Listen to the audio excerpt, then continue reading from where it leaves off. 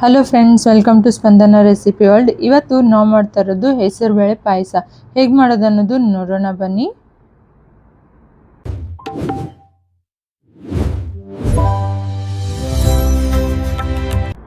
ನೋಡಿ, ನಾನು ಒಂದು ಬಟ್ಲಷ್ಟು ಹೆಸರುಬೇಳೆ ಅನ್ನೋದು ತೊಗೊಂಡಿದ್ದೀನಿ.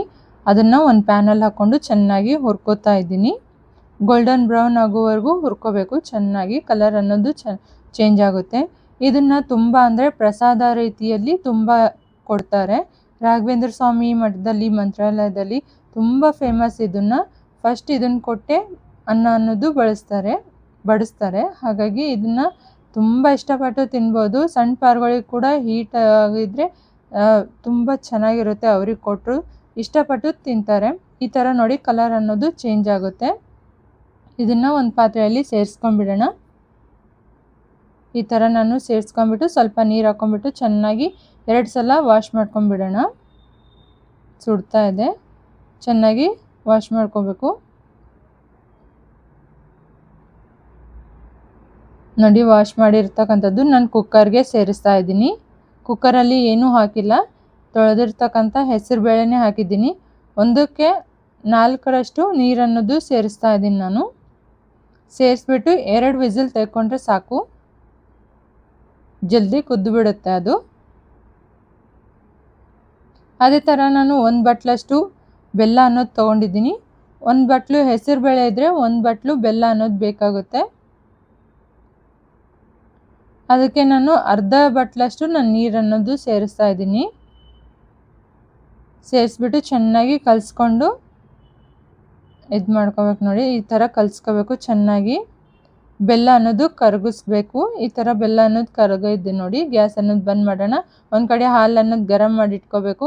ಈಗ ಕುದ್ದಿದೆ ಇಲ್ಲ ನೋಡೋಣ. ನೋಡಿ, ಹೆಸರುಬೇಳೆ ಅನ್ನೋದು ತುಂಬ ಚೆನ್ನಾಗಿ ಕುದ್ದಿದೆ. ನೋಡಿ, ಇಷ್ಟು ಮೆತ್ತಗಾಗಿದೆ ನೋಡಿ. ಈಗ ಇದು ರೆಡಿಯಾಗಿದೆ. ಇದಕ್ಕೆ ಬೆಲ್ಲದ್ದು ಪಾಕ ಅನ್ನೋದು ಸೋಸ್ಕೊಂಡ್ಬಿಟ್ಟು ಹಾಕ್ಕೊಳ್ಳೋಣ. ನಾನು ಹಾಕ್ಕೊಂಡಿದ್ದೀನಿ. ಈ ಥರ ಚೆನ್ನಾಗಿ ಕಲಿಸ್ಕೊಂಡ್ಬಿಡೋಣ. ಚೆನ್ನಾಗಿ ಈ ಥರ ಕಲಿಸ್ಕೋಬೇಕು. ಈಗ ನಾನು ಹಾಲು ಅನ್ನೋದು ಸೇರಿಸ್ತಾ ಇದ್ದೀನಿ. 1 ಬಟ್ಲಷ್ಟು ಹಾಲನ್ನು ಸೇರಿಸಿದ್ದೀನಿ. ಸೇರಿಸ್ಬಿಟ್ಟು ಚೆನ್ನಾಗಿ ಕಲಿಸ್ಕೊಳ್ಳೋಣ. ಸ್ವಲ್ಪ ಕುದಿಸ್ಬೇಕು.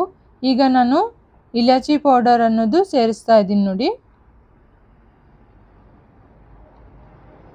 ಚೆನ್ನಾಗಿ ಕಲಿಸ್ಕೊಳ್ಳೋಣ. ಈಗ ನೋಡಿ ಕುದೀತಾ ಇದೆ ನೋಡಿ. ಈ ಥರ ಕುದಿಬೇಕಾದ್ರೆ ನಾನು ಕೊಬ್ಬರಿ ಅನ್ನೋದು ಹಾಕ್ತಾಯಿದ್ದೀನಿ. ಒಣ ಕೊಬ್ಬರಿ ಅನ್ನೋದು, ತುರ್ಕೊಂಡಿರ್ತಕ್ಕಂಥ ಕೊಬ್ಬರಿ ಅನ್ನೋದು ಇದಕ್ಕೆ ಸೇರಿಸ್ತಾ ಇದ್ದೀನಿ. ಸೇರಿಸ್ಬಿಟ್ಟು ಈ ಥರ ಕಲಿಸ್ಕೊಂಡ್ಬಿಡೋಣ. ಸೈಡಲ್ಲಿ ಇಟ್ಕೊಂಡ್ಬಿಡೋಣ. ಈ ಥರ ಚಿಕ್ಕದೊಂದು ಪಾತ್ರೆ ತೊಗೊಂಡ್ಬಿಟ್ಟು ಅದರಲ್ಲಿ ತುಪ್ಪ ಅನ್ನೋದು ಸೇರಿಸ್ತಾ ಇದ್ದೀನಿ, 2 ಚಮಚದಷ್ಟು. ಅದೇ ಥರ ನಿಮಗೆ ಬೇಕಾಗಿರ್ತಕ್ಕಂಥ ಡ್ರೈ ಫ್ರೂಟ್ಸ್ ಅನ್ನೋದು ತೊಗೊಂಡ್ಬಿಟ್ಟು ಚೆನ್ನಾಗಿ ಹುರ್ಕೊಳ್ಳೋಣ. ನೋಡಿ, ತುಪ್ಪದಲ್ಲಿ ಹುರ್ಕೊಂಡಿರ್ತಕ್ಕಂಥ ಡ್ರೈ ಫ್ರೂಟ್ಸ್ ಅನ್ನೋದು ನಾನು ಪಾಯಸಕ್ಕೆ ಸೇರಿಸಿದ್ದೀನಿ. ಸೇರಿಸ್ಬಿಟ್ಟು ಚೆನ್ನಾಗಿ ಕಲಿಸ್ಕೋಬೇಕು. ಈಗ ನಾನು ಮೇಲ್ಗಡೆಯಿಂದ 2 ಚಮಚದಷ್ಟು ತುಪ್ಪ ಅನ್ನೋದು ಸೇರಿಸ್ತಾ ಇದ್ದೀನಿ. ಸೇರಿಸ್ಬಿಟ್ಟು ಚೆನ್ನಾಗಿ ಕಲಿಸ್ಕೊಂಡ್ಬಿಡೋಣ.